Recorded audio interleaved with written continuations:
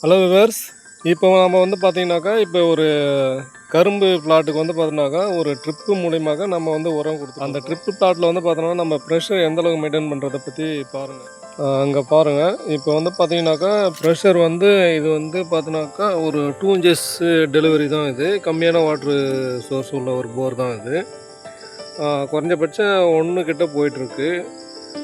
ஆக்சுவலாக வந்து பார்த்தோன்னாக்கா ஒரு 0.8 கரெக்டாக போகுது. இது கம்மி இல்லாமல் நீங்கள் பார்த்துக்கணும். இந்த அளவுக்கு வந்து உங்களுக்கு ப்ரெஷர் போனால் தான் உங்களுக்கு வந்து பார்த்தோன்னாக்கா ஒரு கண்டிப்பாக வந்து ஒரு 4 இயர்ஸ் வந்து சிஸ்டம் ஒர்க் பண்ணலாம் அடப்பு இல்லாமல். நீங்கள் இதை விட ரொம்ப கம்மியாக போச்சுனாக்கா உங்களுக்கு சீக்கிரமாக பிளாக் ஆகிடும். இதை மட்டும் ஃபாலோ பண்ணிங்க.